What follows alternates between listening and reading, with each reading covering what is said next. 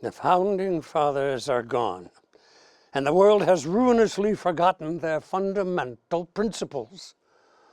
Consequently, the undeserving inheritors of their mantle regard might as right, and without a superior's guidance, the people have become dissolute. And so we have politicians, CEOs, and community pillars who are not generous, virtuous, or good, and citizens who are not loyal, respectful, filial, or brotherly. And thus the nation has been thrown into chaos. Why must it be so? Clearly it's because people doubt the existence of ghosts. These distrustful people don't realize that ghosts and spirits have the power to reward the worthy and punish the wicked. If we could only make people understand that ghosts have great and terrible powers, then how could there be any disorder in our great democracy? Those who dangerously claim that ghosts do not exist say, well, of course, there is no such thing, without any formal investigation to evidence speaking to the contrary. Morning and night they preach their ghastly anti-ghost doctrine to the world, spreading skepticism among the people and causing the masses to doubt what they once knew was true. Therefore I say, if politicians, community pillars, and loyal citizens truly desire to promote what is beneficial to the world and eliminate what is harmful, they must face this question of whether ghosts exist and act according to their ideas. And how do we determine if ghosts and spirits exist?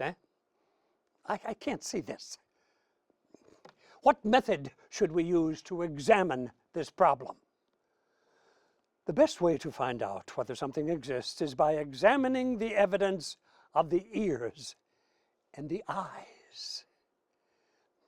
Well, from the inception of our great country to the present time, people have seen ghost-like beings and heard their glacial voices calling from the abyss.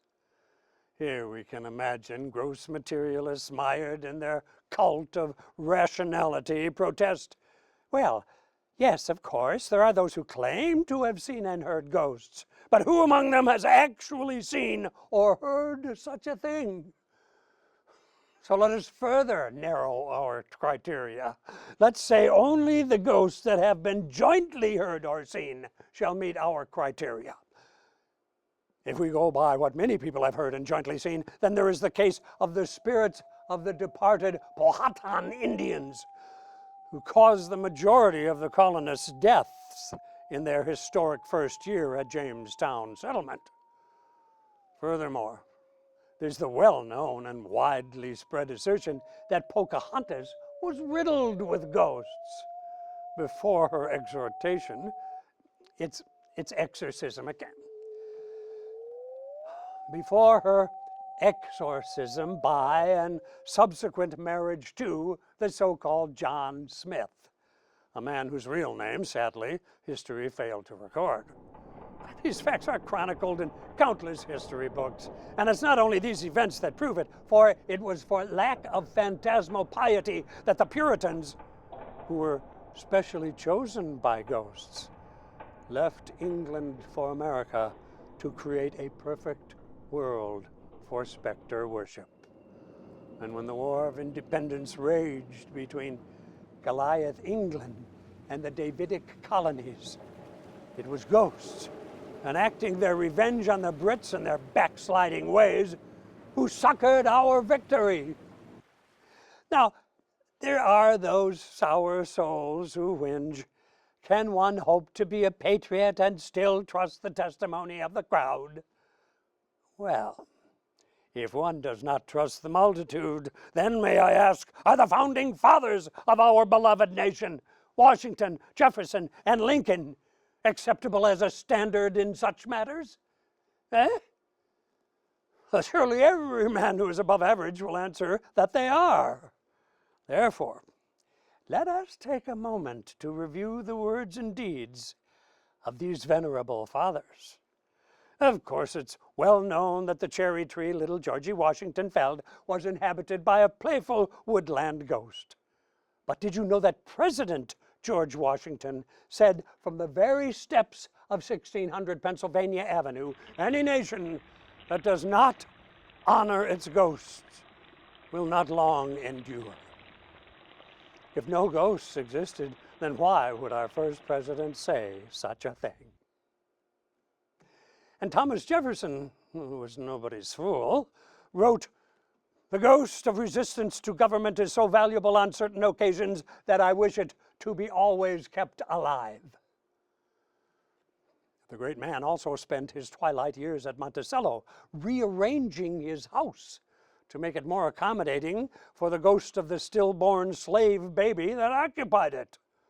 And did not Abraham Lincoln spend his youthful evenings watching ghosts of the Middle Passage make footprints on the ceiling of his father's log house?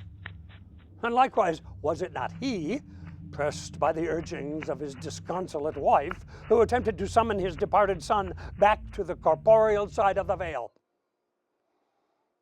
Look now at these granite visages, the bile-free brows, the sanguine eyes, the care-carved cheeks. Can such hallowed countenances be wrong? And it is not just the deeds and words of our departed founding fathers that prove ghosts' existence. It is the founding fathers themselves. In 1877, the apparitions of none other than George Washington and the signers of the Declaration of Independence visited the Honorable Mormon Church President Wilford Woodruff. Trading blessings for vicarious baptisms performed on their behalf, they exemplified the spectral doctrine of cura de vivas, or concern for the living. Do you still think it is not so?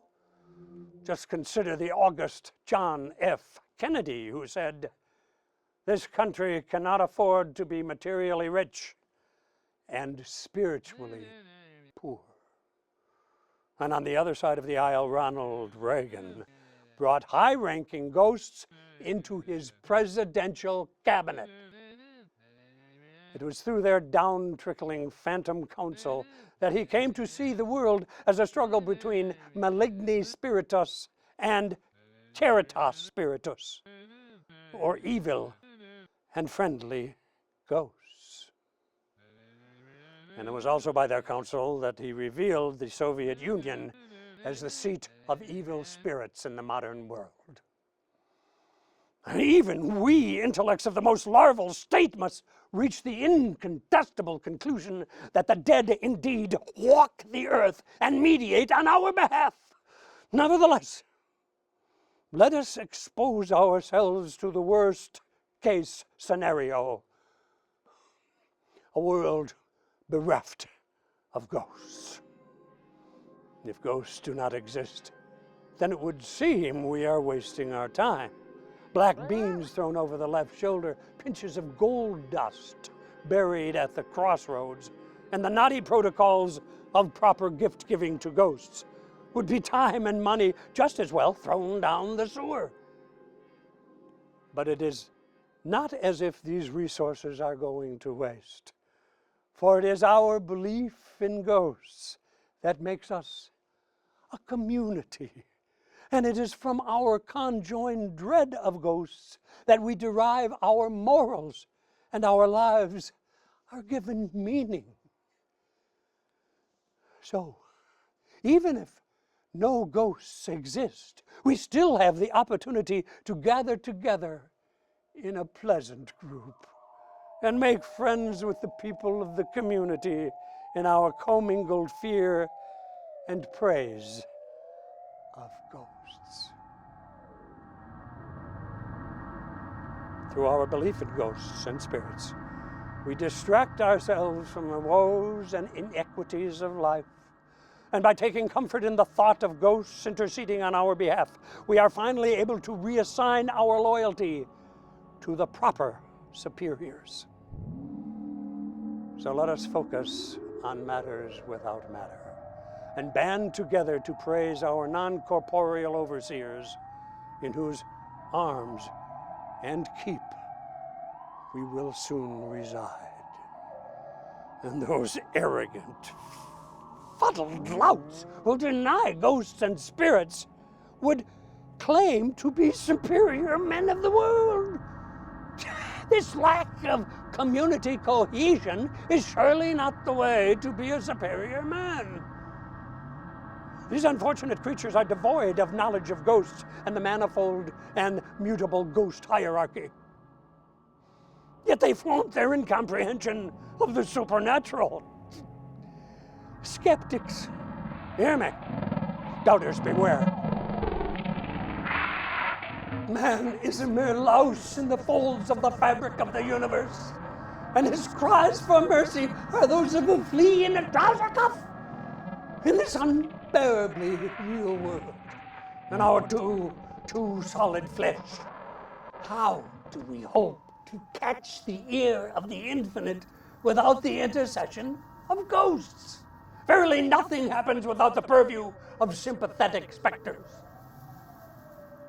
We must then believe in our ghastly overlords, for this is the way of the true patriot.